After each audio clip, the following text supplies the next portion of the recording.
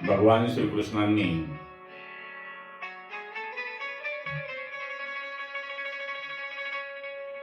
माता रुक्मिणीशी विवाह केल्यानंतर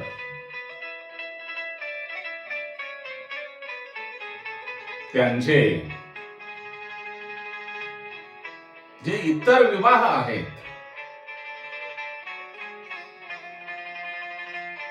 ते कसे झाले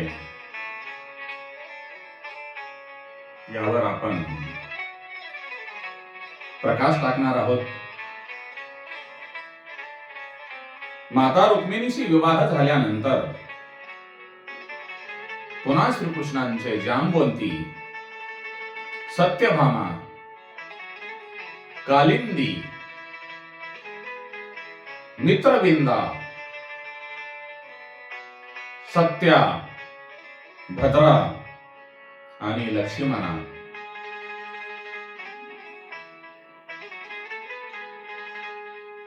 यांच्याशी विवाह झालेले आहेत. श्रीकृष्णांचे 8 विवाह म्हणजे अष्टदा प्रकृती.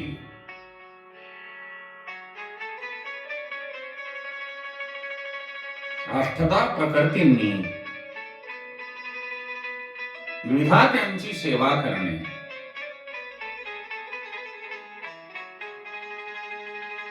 आता तुम्ही जी अष्टदा प्रकृती म्हणताल ती अष्टदा प्रकृती म्हणजे भूमी, जल, अग्नी, वायू आणि आकाश हे पंचतत्व आणि मन, बुद्धी आणि अहंकार अशा या 8 प्रकृती आहेत. आणि मनुष्याचा जीव हा, प्राणी मात्राचा जीव हा या अष्टदा प्रकृतीच्या अधीन असतो. पण ईश्वर परमपिता परमेश्वर या अष्टदा प्रकृतीच्या अधीन नसतो. फक्त ईश्वर हाच या प्रकृतीवर विजय मिळवतो. त्यामुळे या ज्या अष्टदा प्रकृती आहेत त्या ईश्वरांची सेवा करतात, परमपिता परमेश्वराची सेवा करतात.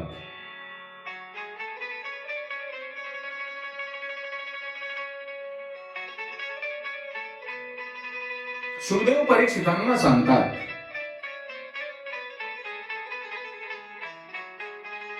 सत्यजित नावाच्या एका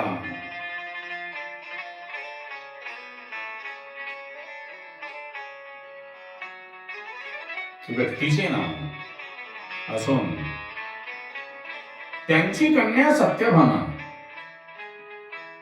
आणि सत्यभामेचे वडील शत्रजित हे सूर्यनारायण देवता यांचे उपासक.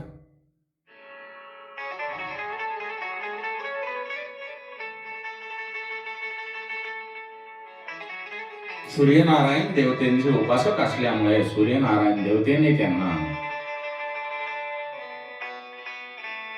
शमंतक नावाचा मणी शत्रजितांची उपासना पाहून त्यांना दिलेला होता. एकदा शत्रजिताने तो मणी श्रीकृष्णांना दाखवण्यासाठी द्वारकेमध्ये आणला. तेव्हा श्रीकृष्णांनी त्यांना सांगितले होते की हे शत्रजिता,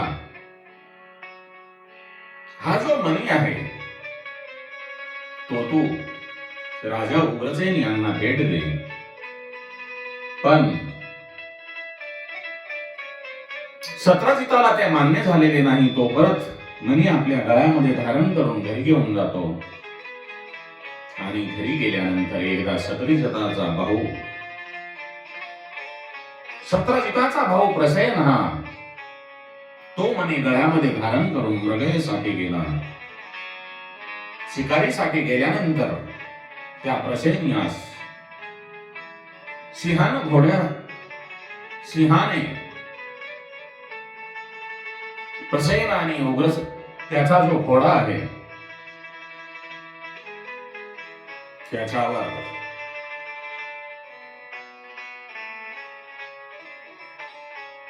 हमला करून दोघांना ठार मारतो आणि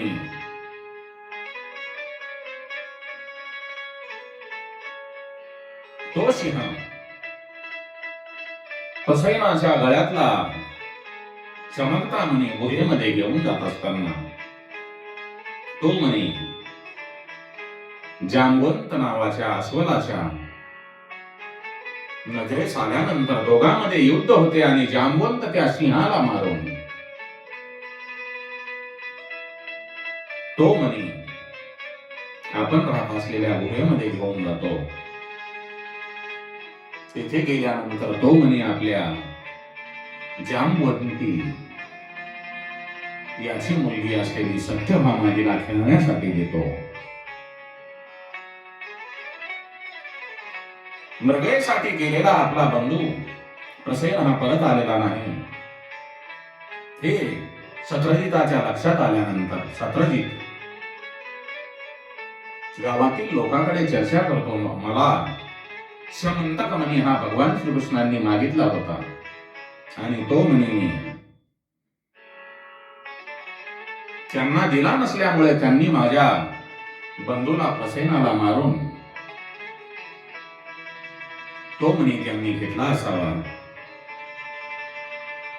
ही गोष्ट कानोकानी श्रीकृष्णांच्या कानावर आल्यानंतर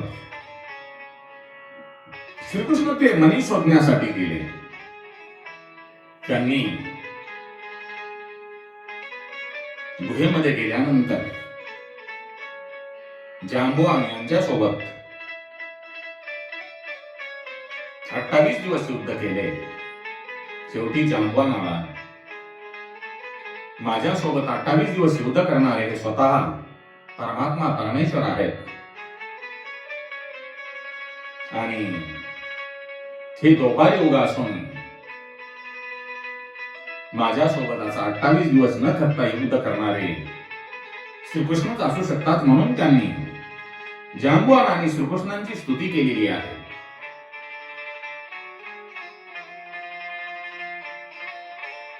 तेव्हा श्रीकृष्ण त्यांना प्रसन्न झाल्यानंतर जांबुवानाने आपली मुलगी सत्यभामा आणि समंतक मणी श्रीकृष्णांना देऊन टाकतात. पुढे काही दिवसांनी श्रीकृष्ण आपल्या आत्तासह इंद्रप्रस्थ येथे पांडव आणि द्रौपदी यांना भेटण्यासाठी जातात.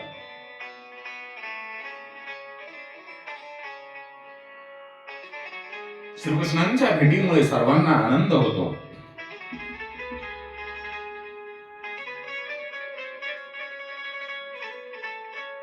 त्या ठिकाणी श्रीकृष्ण आणि अर्जुन मृगांच्या शिकारीसाठी घनदाट जंगलामध्ये गेलेले असताना अर्जुन जेव्हा रथाखाली पाणी पिण्यासाठी उतरतो तेव्हा यमुना नदीच्या काठावर एक सुंदर स्त्री तप करीत असलेली अर्जुनाला दिसते.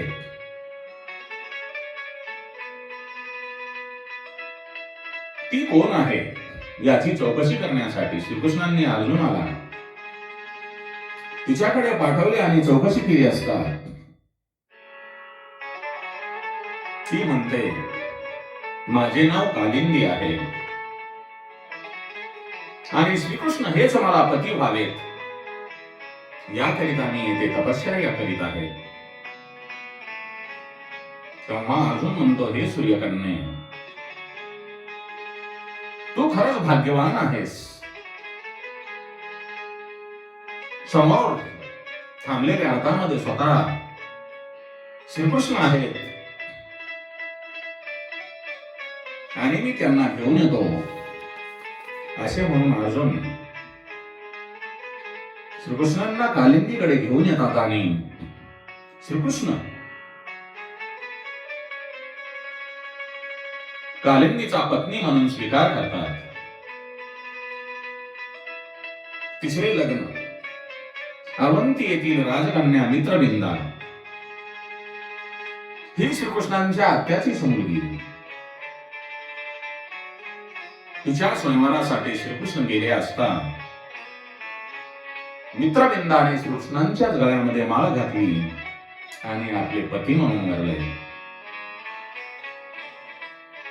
चौथे लग्न कौशल देशाची राजकन्या तिनेही श्रीकृष्णांना मनोमन वरले होते. तिच्या पित्यानेही स्वयंवरासाठी वर लावला होता की 7 उन्मद बैलांना जो कोणी एकाच वेळेस बांधून आणेल त्यालाच माझी सत्या माळ घालेल. श्रीकृष्णांनी वेगवेगळे 7 रूप धारण करून एकाच वेळी 7 उन्मद बैलांना नामोहरण केले आणि तो पण जिंकून सत्याला आपली पत्नी म्हणून स्वीकारलेले आहे, सत्याबरोबर लग्न केलेले आहे. त्यानंतर कैकय देशाची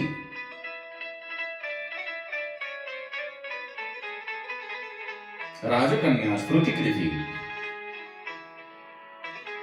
त्या ठिकाणी एक श्रीकृष्णांची आत्या दिलेली होती.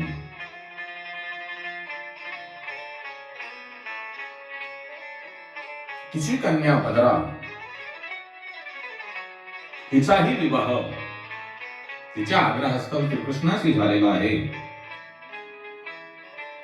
मद्र देशाची राजकन्या लक्ष्मणा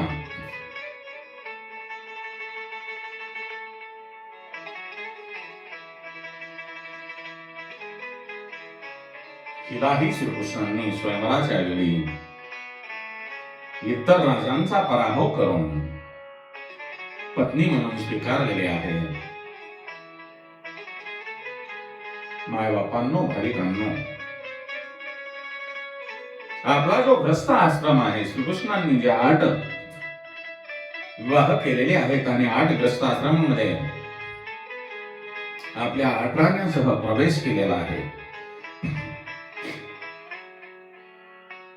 तो ग्रस्त आश्रम अतिशय सुंदर असून वेदांनी सुद्धा ग्रस्ताश्रमांचे वर्णन 16,000 ऋषांमध्ये केलेले आहे. या 16,000 ऋषा म्हणजे 16,000 कन्या या भौमासुर नावाच्या असुराच्या कैदेमध्ये होत्या.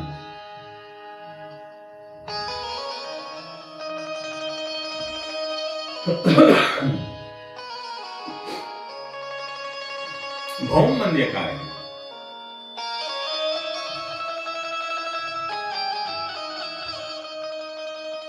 भौम म्हणजे शरीर आणि शरीर सुखामध्ये रमणारा तो म्हणजे भौमासुर. वेदमंत्रांना ज्याने कैदेमध्ये ठेवले होते, भौमासुर हा बलाढ्य दैत्य होता आणि तो पृथ्वीचा पुत्र होता. त्याने आपल्या बळावर देवांचाही पराभव केलेला होता. देव माता आदितीची कुंडले आणि वरुणांचे छत्र त्याने हरण केले होते आणि मेरू पर्वतावरील मनी पर्वत हे स्थानही त्याने पटकावले होते. प्राग ज्योतिषपूर ही त्यांची राजधानी होती. देवांचा राजा इंद्र यांनी भौमासुराबद्दल जेव्हा श्रीकृष्णांना सांगितले आणि त्यांना आता तुम्हीच मारू शकता असे सांगितल्यानंतर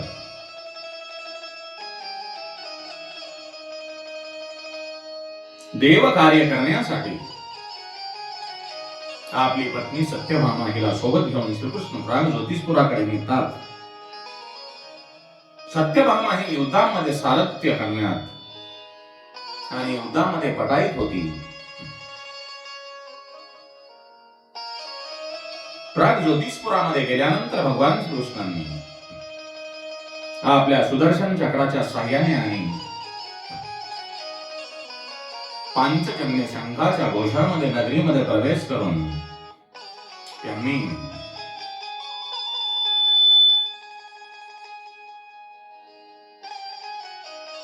भौमासुराचा वध केल्यानंतर भौमासुराची पत्नी माता पृथ्वी ही श्रीकृष्णांना शरण जाते आणि तिने आपला नातू भगदत्त यांना श्रीकृष्णांच्या चरणावर घातल्यानंतर आपण याला शरण द्या असे भगवंताच्या चरणी माता पृथ्वींनी वंदन केल्यानंतर श्रीकृष्ण त्याला सोडून देतात. तेव्हा भौमासुराच्या कैदेमध्ये असलेल्या 16,000 स्त्रिया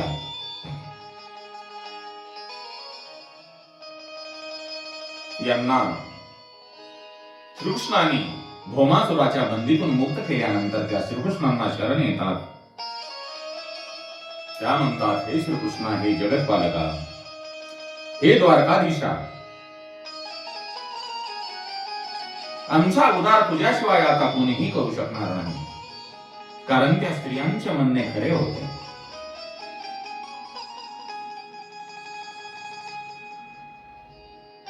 श्रीकृष्णांनी त्या 16,000 स्त्रियांचे उगारण करून आपले करून सन्मानाने द्वारकेमध्ये पाठवले. 16,000 स्त्रियांसोबत विवाह केला आणि श्रीकृष्ण हे सत्यभामेसह इंद्राची राजधानी अमरावतीला गेले.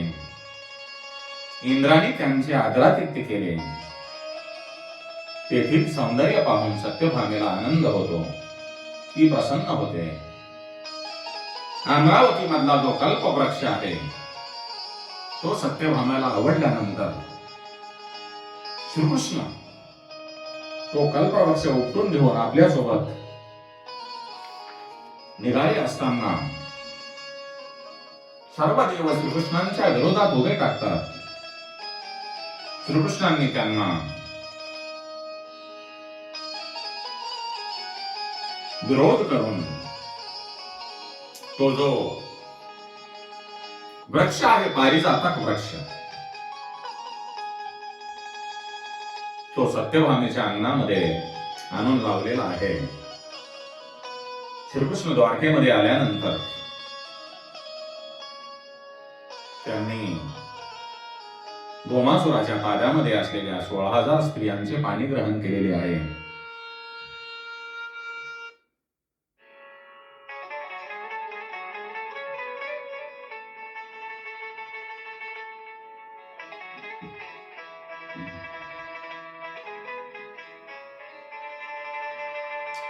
सुखदेव म्हणतात, वेदामध्ये प्रवृत्ती धर्म आणि निवृत्ती धर्म अशा दोन्ही धर्मांचे वर्णन केलेले आहे.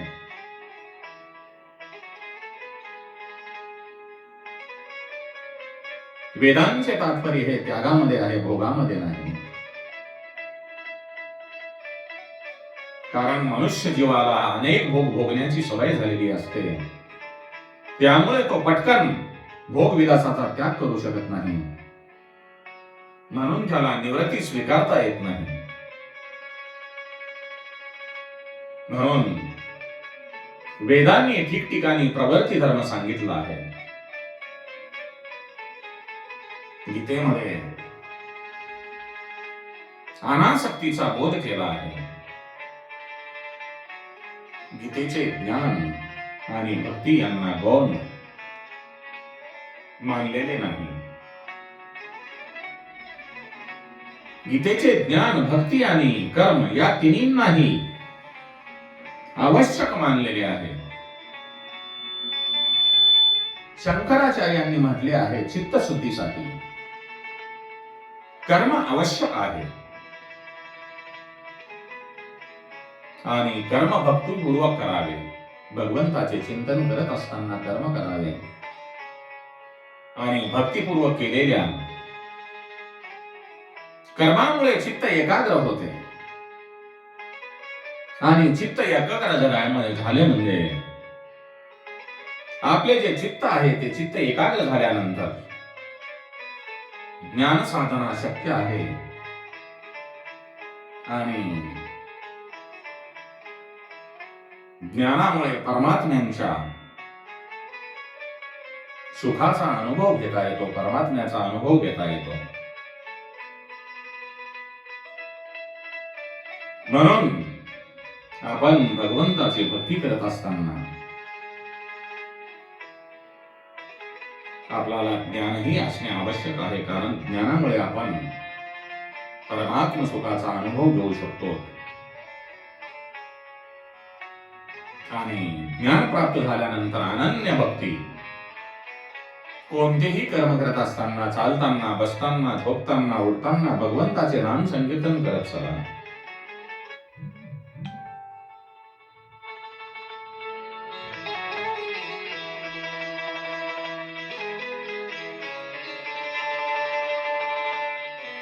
आपणाला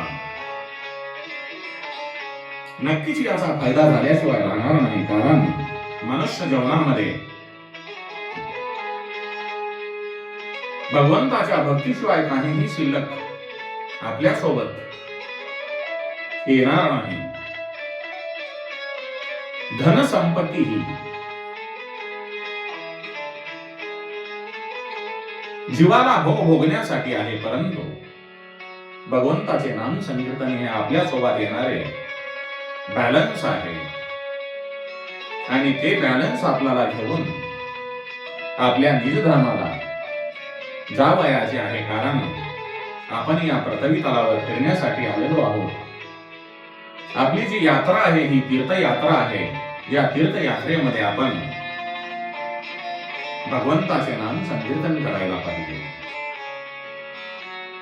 आणि आपली तीर्थयात्रा सफल जर झाली तर आपले जीवन सफल झाले, नाही तर आपली अधोगती निश्चित आहे.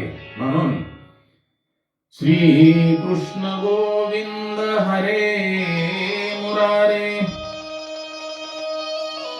श्री कृष्ण गोविंद हरे मुरारे, हे नाथ नारायण वासुदेवाय, हे नाथ नारायण